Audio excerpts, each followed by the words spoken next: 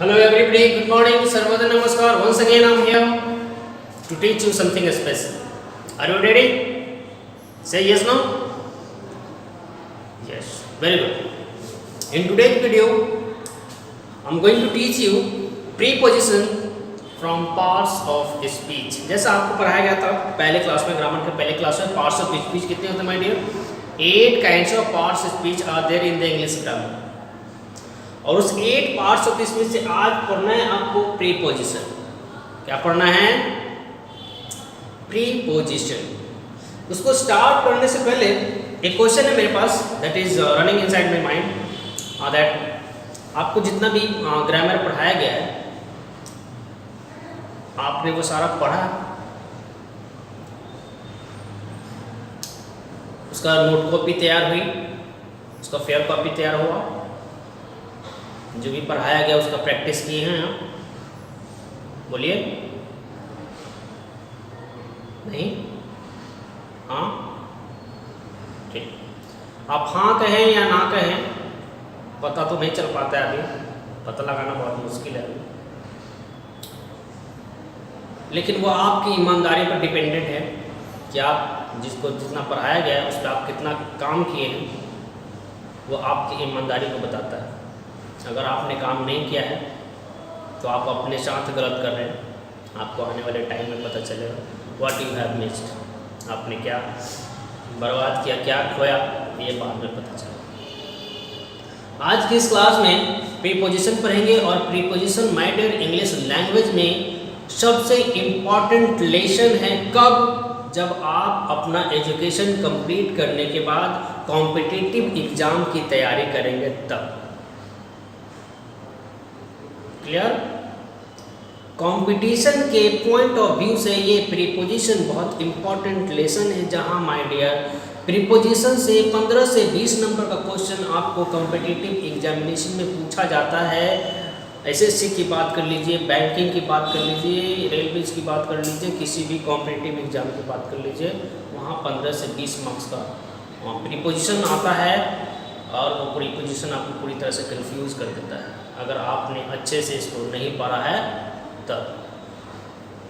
आज के इस क्लास में आपको बेसिक प्रीपोजिशन से लेकर एडवांस प्रीपोजिशन तक पढ़ाया है। तो उसको करने के लिए सबसे पहले आप क्या कीजिए, अपने आप को तैयार कीजिए, रेडी कीजिए। अगर आप अभी पढ़ने के मूड में नहीं है तो प्लीज़ मोबाइल को ऑफ कीजिए और एक मूड बनाइए। मूड बनाइए, समझते हैं ना? मूड बनाना मतलब किसी काम से या किसी बात से लोग डिस्टर्ब होते हैं, और डिस्टर्ब करने के बाद ठीक पढ़ने जाते हैं तो पढ़ने में इंटरेस्ट नहीं आता है, और फिर आपको कुछ भी समझ में नहीं आता। तो आप क्या कीजिए, सबसे पहले अपना मूड को क्रिएट कीजिए, मूड बनाइए, कुछ गाना वाना सुनिए, कुछ मूवी देखिए, कुछ एंजॉय कीजिए कुछ पल, और जब मूड एकदम फ्रेश हो जाए फिर आप मोबाइल लेकर बैठे और वीडियो को अच्छे से ऑब्जर्व। ठीक है, चलते हैं।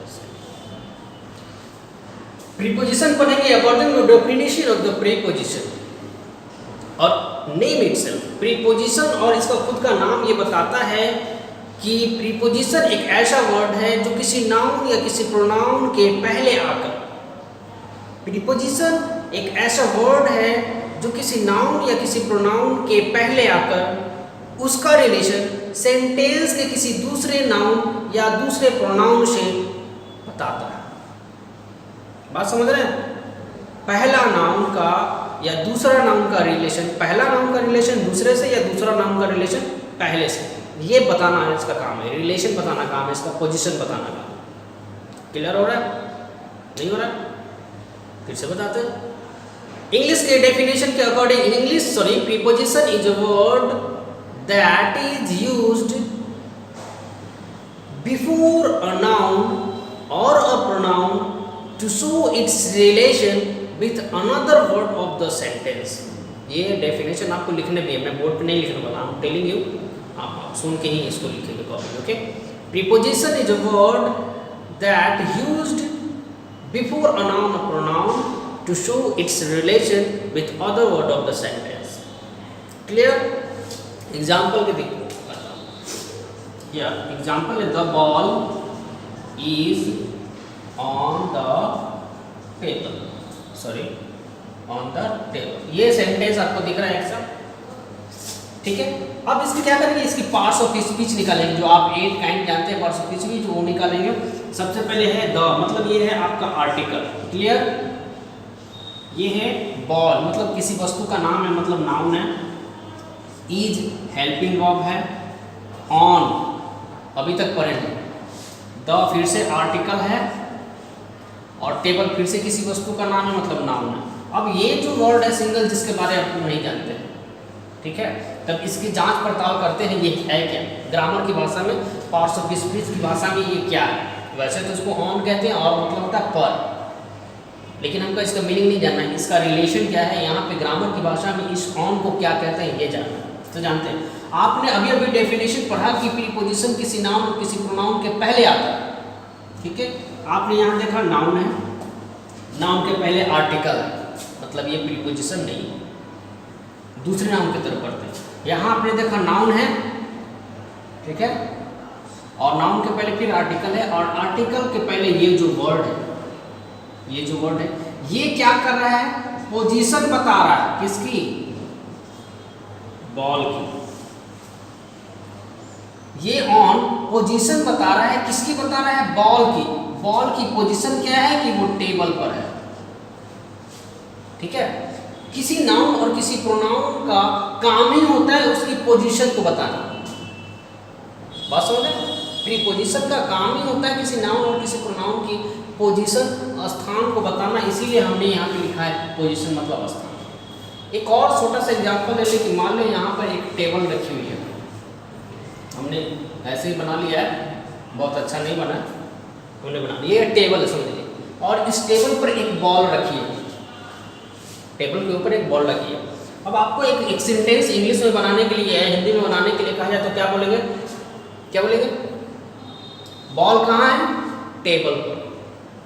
टेबल पर मतलब ये ऑन हो गया, on the table, the ball is on the table. Clear हो रहा है? यहाँ पे देखिए, the ball is on the table, ठीक है।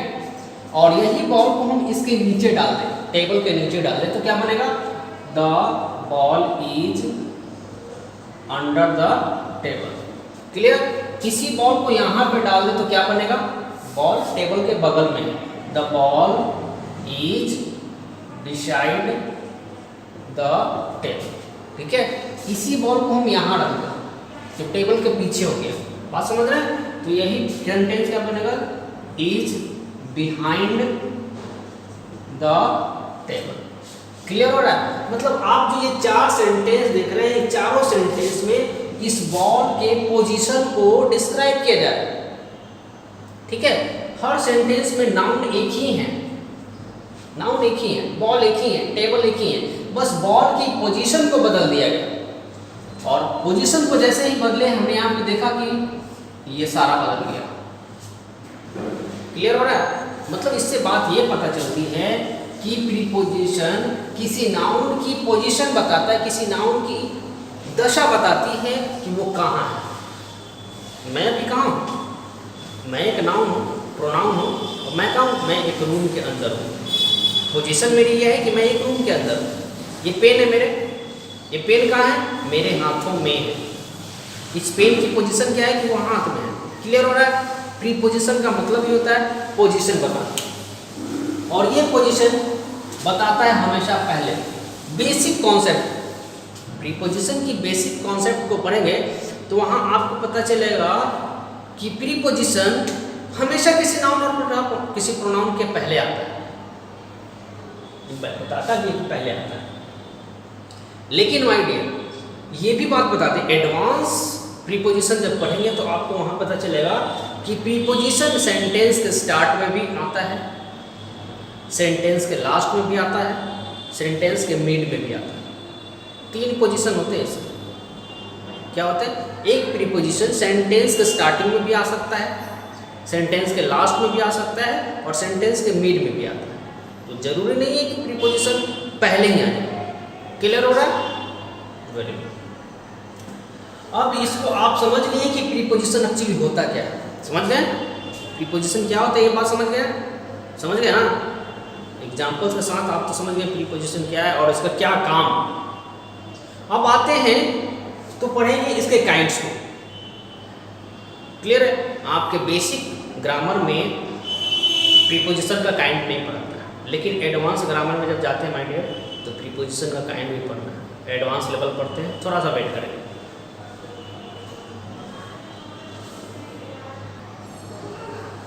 चलिए एग्जाम्पल से एक बात बता दें, मैंने जैसे आपको बताया था कि एक प्रीपोजिशन किसी सेंटेंस के लास्ट में भी स्टार्ट होता है, मिड में भी आता है, लास्ट में भी आता है।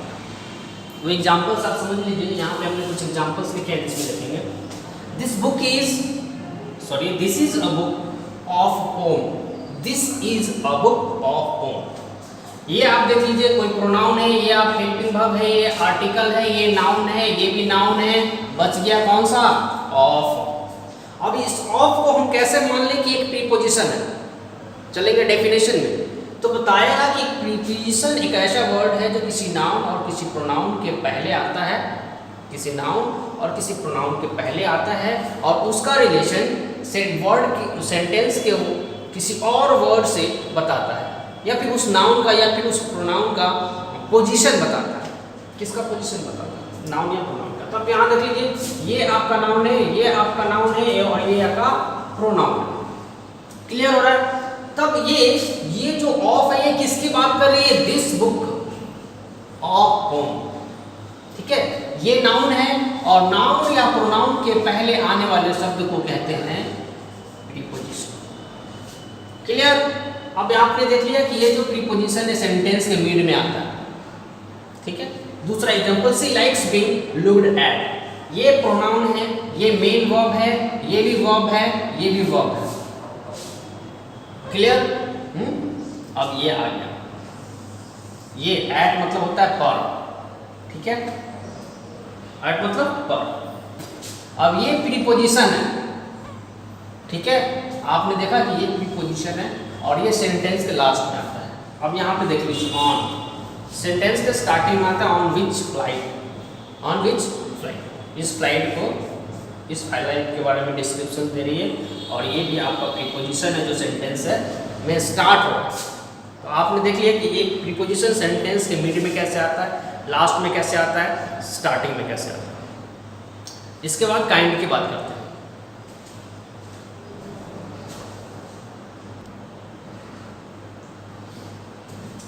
Let us start the preposition, the kinds of preposition. You can see on the board that it can be arranged or it can be classified into its 5 major groups. Here, preposition may be arranged into the following classes. Following classes क्या? Number 1 है simple preposition. Number 2 compound preposition. Number 3 double preposition, and number 4 participle preposition, and number 5 phrase preposition. तो इन पांचों की बात हम करेंगे step by step. तो सबसे पहला स्टेप क्या है आपका? Simple preposition. आपको पहले स्टेप पे पढ़ना है। सिंपल प्रीपोजिशन की बात करें तो ये बताता है सिंगल प्रीपोजिशन, सिंगल वर्ड और one word. One word preposition. One word preposition is known as simple preposition.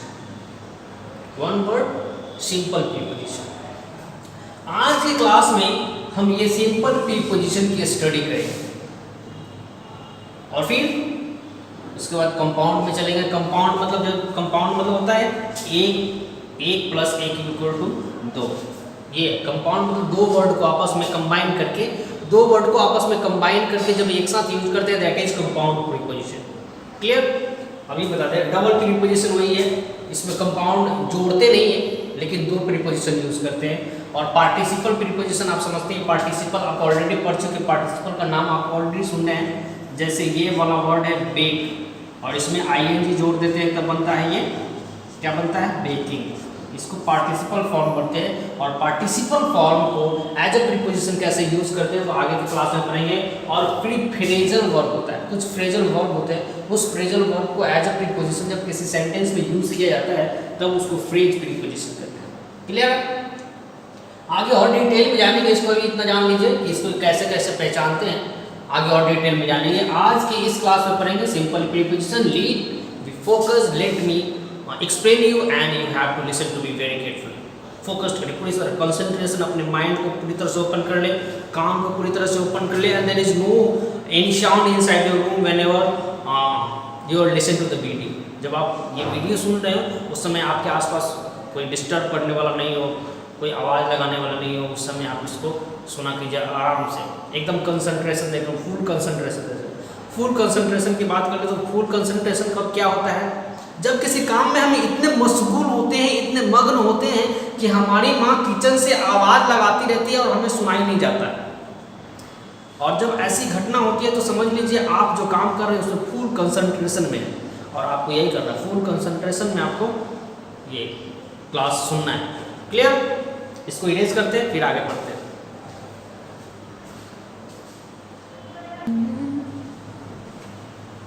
चलिए शुरू करें सिंपल प्रीपोजिशन को। और सिंपल प्रीपोजिशन में हम यूज करते हैं यूज ऑफ सिंपल प्रीपोजिशन। और इस सिंपल प्रीपोजिशन का सबसे पहला इन और ऐड का यूज पढ़ते हैं। इन का यूज कैसे करते हैं, ऐड का यूज कैसे करते हैं, ये पढ़ेंगे सबसे पहले। अब जैसा कि आप इसका हिंदी मीनिंग की बात करेंगे तो आपको इन का मतलब भी में होता है और ऐड का मतलब में होता है, मतलब इन दोनों का हिंदी मीनिंग भी होता है में समझते हैं ना। पेन पॉकेट में है, मैं रूम में हूँ, आप घर में हैं। क्लियर? यही पढ़ना, समझ रहे हैं? अब आप कहेंगे कि इन दोनों का मतलब होता है क्या, में, सेम मीनिंग, लेकिन दोनों का यूजेस क्या है, अलग अलग। अब इन दोनों के यूजेस को पढ़ेंगे तो यहाँ बताता है कि इन को यूज करते हैं लार्ज प्लेस के लिए और ऐड का यूज करते हैं स्मॉल प्लेस के लिए। इन का यूज करते हैं लार्ज प्लेस के लिए, स्मॉल का यूज करते हैं, सॉरी, ऐड का यूज करते हैं स्मॉल प्लेस के लिए। इन दोनों में डिफरेंस क्या है बताता हूँ, एक एग्जाम्पल के साथ आप ध्यान से देखिए। जैसे आप कहाँ रहते हैं, आपका अगर एड्रेस पूछा जाए तो आप क्या बताएंगे, आइडिया नहीं, आप बता भी नहीं पाएंगे, हम सुन भी नहीं पाएंगे। आप बताएंगे भी तो हम सुन नहीं पाएंगे। चलिए हम अपने आत्मान से आइडिया लेते हैं, मेरा एग्जाम्पल ले लेते हैं। मेरा एग्जाम्पल कि मैं कहाँ रहता हूँ, मैं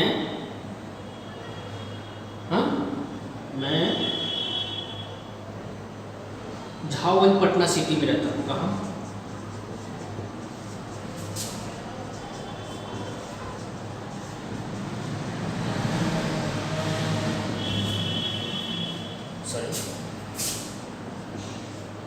झावगंज पटना सिटी में रहता है। अब आप यहाँ पे देख लीजिए कि दो जगह का नाम है।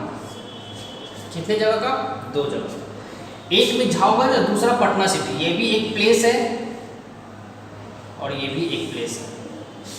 ठीक है, तो आप यहाँ जो पढ़ रहे हैं कि लार्ज के लिए इन लगाएंगे और स्मॉल के लिए है, तो आप डिसाइड कीजिए इन दोनों में से कौन सा लार्ज है, झावगंज लार्ज है या फिर पटना सिटी लार्ज है? कौन सा? पटना सिटी लार्ज है। ठीक है, पटना सिटी लार्ज है, ये क्लियर हो गया। तो लिखेंगे I live, I live at Jhawganj in Patna city. देख लीजिए सेंटेंस, देखिए, I live at Jhawganj in Patna city. In Patna city, Patna is a big place, और Jhawganj is small place. Jhawganj small place है। कब? जब इन दोनों का कंपैरिजन करते हैं, तब इन दोनों का कंपैरिजन करते हैं तब पटना सिटी बड़ा हो जाता है और झावगंज छोटा हो जाता है, और बड़े के लिए इन करते हैं और छोटों के लिए ऐड करते हैं। क्लियर हो रहा है? क्लियर हो रहा है? हाँ, ध्यान रखिएगा। बड़े के लिए ये है आपका, मान लिया इंडिया, ये आपका क्या है, इंडिया। मैप नहीं है, I am not insulting the map of India, but I am just giving an example to you to observe you or to understand you. Okay, और ये क्या है, इंडिया का मैप है मान लिया, और इंडिया के मैप में आप यहाँ रहते हैं बिहार में। ठीक है, यहाँ ये बिहार है। अब बताइए, बिहार को जब हम नहीं देखें, बिहार अगर सिंगल हो तो वो सिंगल, जैसे I live in Bihar, I live in Bihar, single नाम है, सिंगल प्लेस है, तो इसका कंपैरिजन किसी और से हो ही नहीं रहा। सिंगल प्लेस है इसलिए एन लगाया, क्योंकि बिहार ये अपने आप में बड़ा है, बिहार अपने आप में बड़ा है। अगर मैं कहता कि मैं झावगंज में रहता हूँ, दूसरा कोई प्लेस नहीं होता, यहाँ दूसरा कोई प्लेस नहीं होता, केवल झावगंज होता, तो आपको यहाँ इन लगाना होता, आई लिव इन झावगंज। झावगंज एक सिंगल एरिया है और ये भी थोड़ा सा अपने आप में बड़ा एरिया है। अब झावगंज की एरिया की, पर्टिकुलर एरिया की बात करें तो झावगंज के किस एरिया में रहते हैं, झावगंज के किस एरिया में रहेंगे, तो आप बोलेंगे कि मैं हीरा मंदिर गली, मान लिया कि आई लिव इन, यहाँ पे अगर दो एग्जाम्पल हो कि मैं झावगंज के हरमंदिर गली में रहता हूँ, तो झावगंज और हरमंदिर गली दो जगह हो गया, तो जो जगह, दो जगह में हरमंदिर गली छोटा है और झावगंज बड़ा है, तो हरमंदिर गली के लिए एट लगाएंगे और झावगंज के लिए इन लगाएंगे। क्लियर हो रहा है? लेकिन जब एक ही प्लेस की बात करेगा उस सेंटेंस में, पर्टिकुलर सेंटेंस में एक ही प्लेस का बात करेगा, तो वह हमेशा इन लगाएंगे, हमेशा इन लगाएंगे, ऐड की जरूरत नहीं। हमेशा ध्यान रखेंगे, जब दो प्लेस की बात एक सेंटेंस में करें तो बड़ा के लिए इन लगाएंगे और छोटा के लिए ऐड लगाएंगे। लेकिन एक ही प्लेस की बात करेगा तो वो छोटा हो या बड़ा हो, वो अपने आप में बड़ा है। हरमंदिर गली की खाली बात करके मैं हरमंदिर गली में रहता हूँ, तो हरमंदिर गली अपने आप में एक ही प्लेस है और अपने आप में बड़ा है, इसलिए इन लगाएंगे। चलिए यहाँ चल रहे थे, यहाँ मैं यहाँ बता दिया। अब यहाँ ये जो इंडिया है ये अपने आप में बड़ा प्लेस है और उस बड़े प्लेस में बिहार एक छोटा सा प्लेस है। बिहार और इंडिया दोनों का कंपैरिजन करेंगे कि I live at Bihar in India, I live at Bihar in India. देखिए दो प्लेस आ गया और इंडिया और बिहार, इसमें से कौन बड़ा? इंडिया बड़ा, तो इन लगा दिया, बिहार छोटा इसलिए ऐट लगा दिया। अब इस एग्जाम्पल की बात करेंगे तो यहाँ केवल बिहार है, दूसरा कोई जगह ही नहीं, तो बिहार अपने आप में बड़ा है इसलिए इन लगा दिया। अब बात करेंगे कि ये जो बिहार है, आप बिहार के पटना में रहते हैं, आप कह रहे थे बिहार के पटना में रहते हैं, तो बिहार अब बड़ा हो गया और पटना उसके मुकाबले छोटा हो गया। ठीक है, बिहार अब बड़ा हो गया और पटना उसके मुकाबले छोटा हो गया, तो लिखेंगे I live at Patna in Bihar, I live at Patna in Bihar. Clear हो रहा है? हो रहा है? Very good. अब इस इंडिया के छोड़ दें तो अगर आप पूरे होल वर्ल्ड की बात करें, पूरे होल वर्ल्ड की बात करें, ठीक है, तो आप क्या लिखेंगे? मान लिया आप जापान गए और वहाँ जापानी आदमी आपसे पूछ लिया कि फ्रॉम वेयर आर यू, आपसे पूछ लिया आप कहाँ से, आप क्या बोलेंगे? झावगंज से हैं। वो जापानी आदमी समझेगा झावगंज कहाँ है? नहीं समझे। या तो आप बताएंगे इंडिया से हूँ, इंडिया से ही बताएंगे, और इंडिया के कहाँ से हैं उससे ज़्यादा डिप जाएंगे तो इंडिया के कहाँ से हैं तो बोलेंगे बिहार से। पटना भी नहीं जानेगा वो, शायद पटना भी शायद नहीं जानेगा। समझ रहे? चलिए, ये एग्जाम्पल आप समझ लिए हैं? क्लियर है? यूज ऑफ इन और एट क्लियर हो रहा है? Very good. अब इसके आगे वाले में चलते हैं।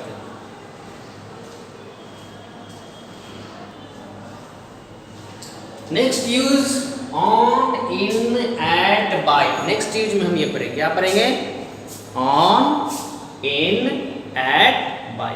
अब आप कहेंगे कि इन पढ़ चुके हैं, एट पढ़ चुके हैं, वहाँ आपने जो पढ़ा इन अलग है, यहाँ जो आप पढ़ेंगे अलग है। डिफरेंस समझिएगा दोनों में क्या डिफरेंस है। वहाँ आपने इन और एट का यूज पढ़ा प्लेस के लिए, किसके लिए? प्लेस के लिए। अब यहाँ आप इन और एट का यूज करेंगे टाइम के लिए, फॉर टाइम। ये जो चार ऑप्शन आप देख रहे हैं, चारों के चारों प्रीपोजिशन हैं और इन चारों प्रीपोजिशन के टाइम के लिए पढ़ते हैं। किसके लिए पढ़ते हैं? टाइम। ठीक है, अब चले सबसे पहले यूज कर ले एट की। एट टाइम के लिए, किसके लिए? टाइम के लिए। At is used for a certain time, for a certain time. Certain या परफेक्ट कह लीजिए, परफेक्ट टाइम। सर्टेन टाइम या परफेक्ट टाइम पे बोथ आर सेम। अब एग्जांपल लीजिए यहाँ पे तो बताएगा I wake up at 5 o'clock in the morning।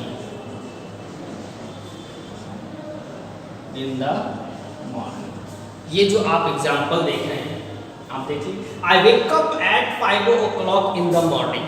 यहाँ पे दो प्रीपोजिशन आपको दिखते हैं, दो प्रीपोजिशन, एक ये है और एक ये है। इन का यूज आपने जो इसके पहले पढ़ा, थोड़ी देर पहले पढ़ा, इन किसके लिए? टाइम के लिए, टाइम के लिए, प्लेस के, तो ये भी टाइम है। क्या है? मॉर्निंग एक टाइम है, टाइम, टाइम के लिए इन अभी नहीं पढ़ा है, अभी पढ़ाएंगे थोड़ा देर बाद जब इसको क्लियर कर। हमने आपको बताया कि एट को सर्टेन या परफेक्ट टाइम के लिए यूज करते हैं एक सेंटेंस में। तो आप देखिए यहाँ पे जो आपको 5 o'clock नजर आ रहा है, this is a perfect and a certain time of period.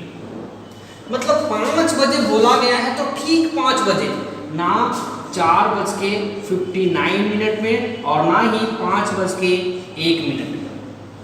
बात समझ रहे? एकदम एग्जैक्ट 5 बजे, एग्जैक्ट 5 o'clock मैं उठ जाता हूँ या ये सब्जेक्ट उठ जाता है एकदम परफेक्ट टाइम में, तो ये होता है एट,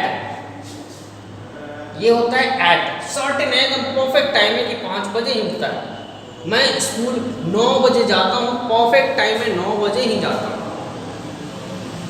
मैं रात को 10 बजे सोता हूँ, परफेक्ट टाइम में my dear I sleep at 10 o'clock।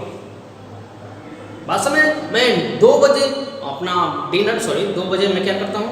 Lunch break, 2 बजे लंच ब्रेक करता हूँ, 2 बजे परफेक्ट और सर्टेन टाइम है, और फिर एट 2 PM लिखेंगे। लेकिन इसी सेंटेंस को अगर कह दिया कि आई वर्क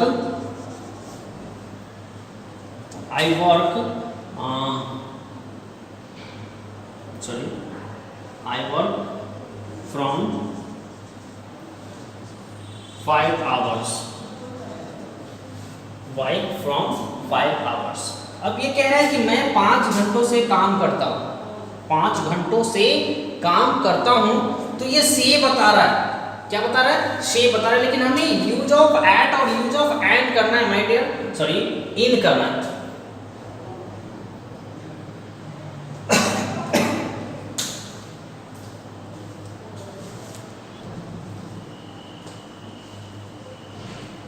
क्या करना था? हमें इन करना था, और इन को यूज करते हैं एक पीरियड ऑफ टाइम के लिए। इन का यूज जब टाइम के लिए करते हैं तो एक पीरियड ऑफ टाइम के लिए करते हैं, एक सीजन के लिए करते हैं, एक पर्टिकुलर डे के लिए करते हैं, एक पर्टिकुलर मंथ के लिए करते हैं, और एक पर्टिकुलर ईयर के लिए करते हैं। ध्यान रखें, आगे बताएंगे सब लिखकर, जैसे ये हमने लिखा वैसे ही हम बताएंगे। अब इस जो एग्जाम्पल हमने लिखे ये पूरी तरह से गलत है। क्यों गलत है आगे बताएंगे। यहाँ देखिए, इन लगा है मॉर्निंग के पहले, इन लगा है मॉर्निंग के पहले, और मॉर्निंग बेटा एक होता है पीरियड ऑफ टाइम। क्या होता है? Period of time. एक परफेक्ट समय से लेकर, मतलब मान लिया जाए कि 6 बजे से लेकर 10 बजे तक मॉर्निंग कहा जाता है। क्लियर? 6 बजे से लेकर 10 बजे तक मॉर्निंग टाइम कहा जाता है, और ये 6 बजे से लेकर 10 बजे तक का जो टाइम है ये एक पीरियड है, ये एक ड्यूरेशन है। और एक पीरियड और एक ड्यूरेशन को के पहले हमेशा इन लगता है। क्या लगता है? हमेशा इन। और भी एग्जाम्पल से मैं इसको बताने की कोशिश कर रहा हूँ, बने रहिए, फोकस रहिए।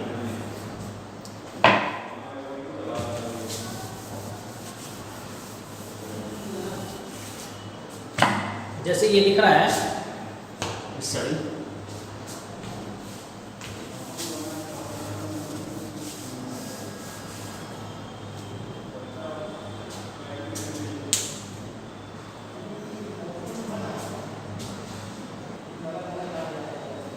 अब पढ़ते हैं इन का यूज।